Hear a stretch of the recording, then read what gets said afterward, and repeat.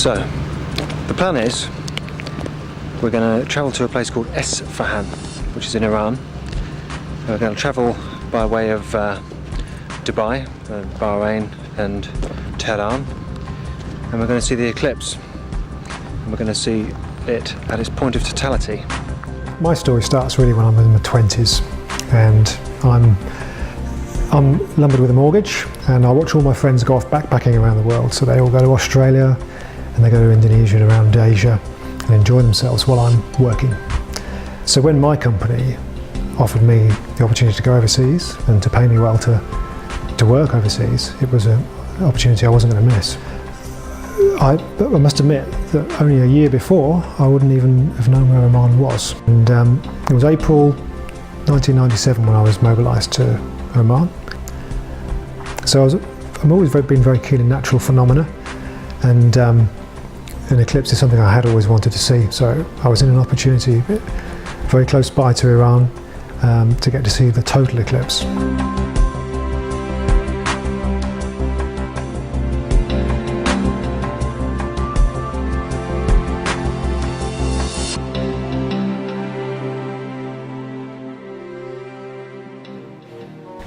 So that eclipse actually went right across Europe. So people in Cornwall in the south of England got to see it as well. But they had cloud cover. Most of Europe had cloud cover. When we chose Iran, we chose it because it was the closest place and the easiest to get to. But I'd always wanted to travel to Iran. It was one of my bucket list places to visit.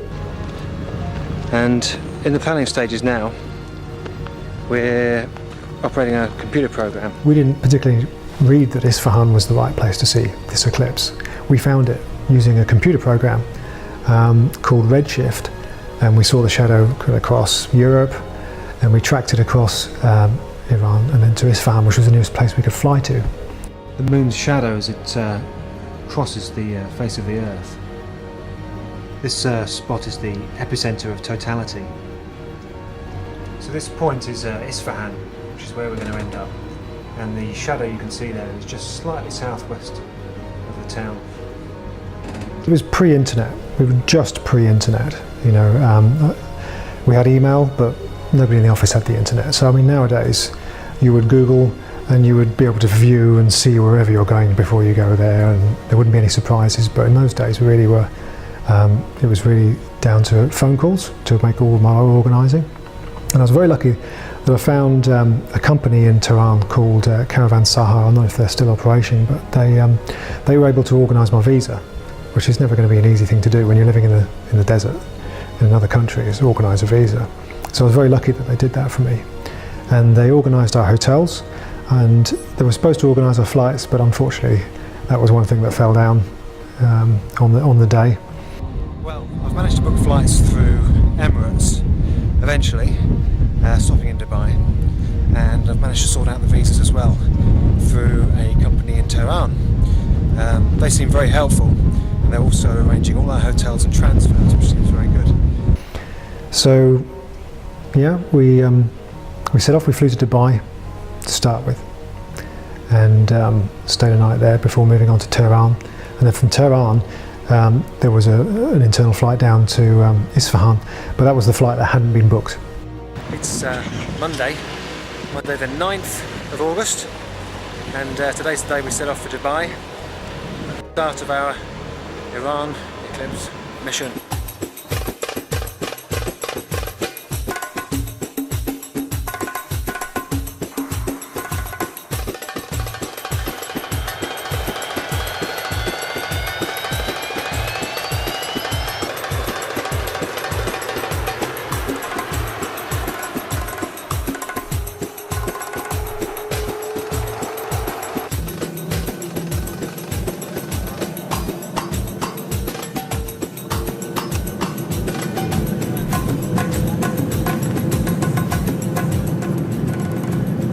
We're watching the news in our Dubai hotel room, and it appears that the UK's got eclipse frenzy at the moment. We're hearing, I know you're not a weather forecaster, but we are hearing that Devon now is supposed to be going to be better than Cornwall.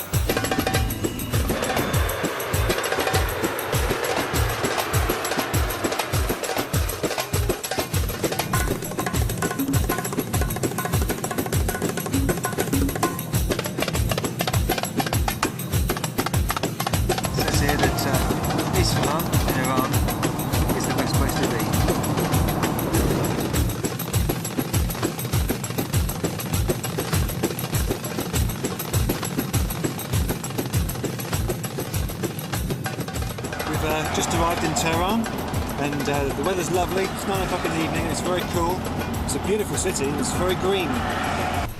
We arrived at night, and I don't think Tehran ever sleeps from the look of things, because it was a very, very busy city, even at night. Traffic was incredible. Back in the 70s in the UK, we used to have these cars called Hillman Hunters, and I think they're called something different in Tehran, but basically the same model of car, and a lot of them, and all dented, all vying for every inch of road space, and that was quite exciting. That was like being in some kind of race. It consists of old Hillman Avengers, and it's a bit like a banger race. Hi. Okay. This beautiful monument is at Freedom Square. Yeah. Well, first impressions of Iran have been very good. We had a nice chap meet us at the airport and drove us here in a really marvellous banger race that we paid money to see normally. And terrific atmosphere, real nice buzz, everyone's very friendly, and a real nice warm vibe. It seems a really nice place. We changed $200 US. This is what they gave us, which is it's a bit of a house brick of cash, really. There's hundreds of thousands, I imagine. Is it millions? Tens of thousands. That's a million. A million! A million reals. Half a million. Half a million. Cool, we're sorted. And a bit of loose change. So on the morning, with a couple of hours to spare, I found that we didn't have tickets, and you know, I mean, there's a good chance we weren't going to be able to get there. We would have gone so far but nowhere. But yeah, luckily I got the ticket, paid cash, got on the flight, and we were away.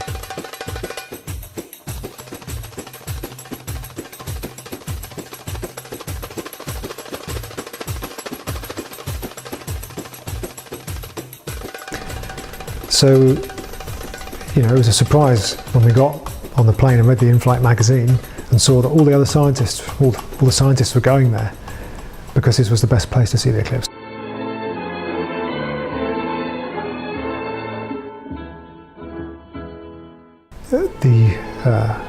The square has like a souk all the way around it, a covered alleyway full of very interesting shops and alcoves, blacksmiths, people working copper, and that was fascinating. And I bought the bedspreads. We've still got the bedspreads, you know, the big block-dyed bedspreads.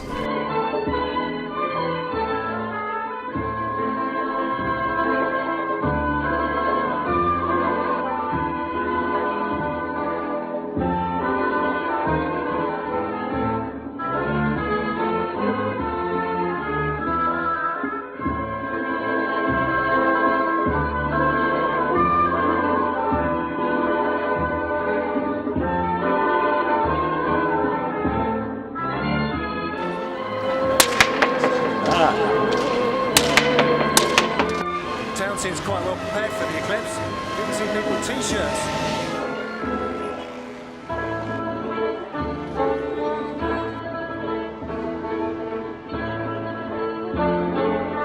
We've just been interviewed by Iranian television, so we're celebrities.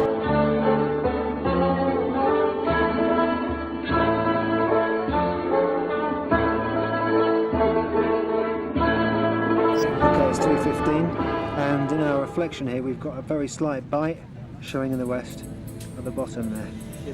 Tehran, and especially in Isfahan, and I wrote about it when I came back, but a lot of people approached me. A lot of young people wanted to know where I was from, what did I think of the country, what do you think of our good country, where are you from?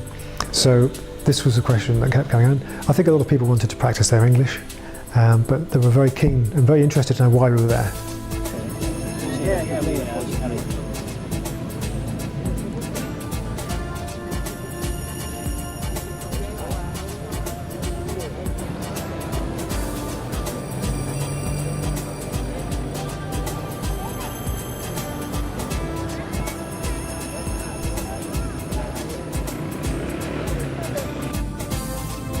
We're on T-minus 30 minutes and anticipation is building.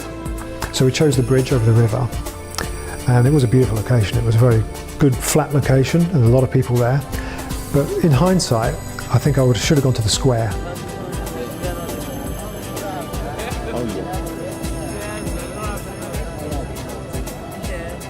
We're on T-minus 10. It's getting noticeably dimmer now. The light's fading ever so slightly. The bright sunshine's on its way out. We've got about a minute to go now. Whoa! I've seen 3 eclipses, and one in India was hundreds of thousands of people singing, dancing, banging drums, getting very excited, great atmosphere. The one in Iran, everyone was whistling and crying and shouting, and everyone was excited. And then the one I saw in Australia, hardly a word, nobody spoke, and that had no atmosphere.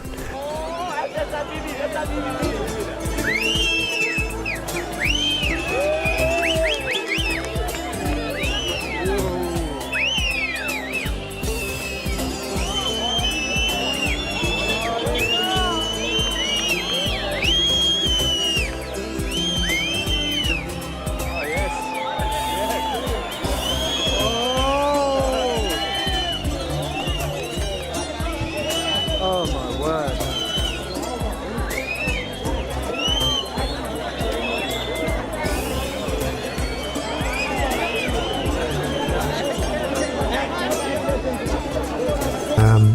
We had been given a welding glass from our on-site welding inspector on site where I worked, and he got the spec wrong. We should have had 2 of these things. So, most people look through a mylar glasses and they get protected. We were looking for an inadequate welding shield.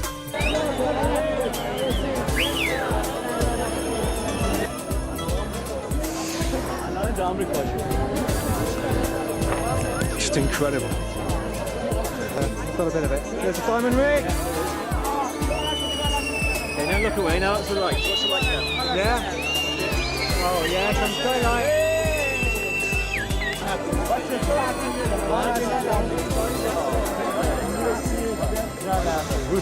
What a rush!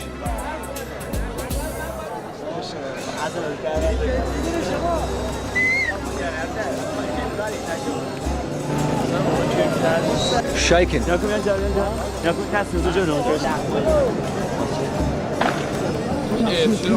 Really lost for words. It was all over so very quick, but so dramatic. I went back to Iran a couple of years later on business, and again I would have not known, but the people I was working with were telling me stories. Crowds dispersing now and life turning back to normal.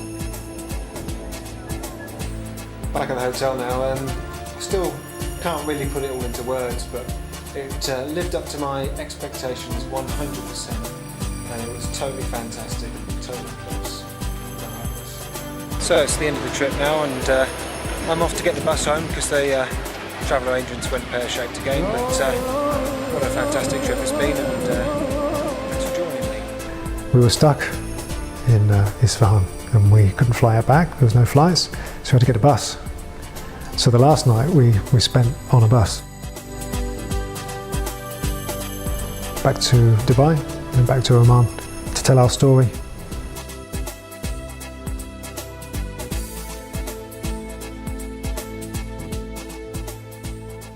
Returning to the office in Oman, I can remember vividly going into reception with my friend Ian. Ian was the guy I was travelling with, and he knew my wife Maryam from working in the office, and she was in the reception talking to a friend at the time, and she saw us come in and she wanted to know where we'd been and what we'd been doing, and we told her our story, and she was very interested, and that was the first time I'd actually had a conversation with Maryam other than here's a document during the work. It was a year after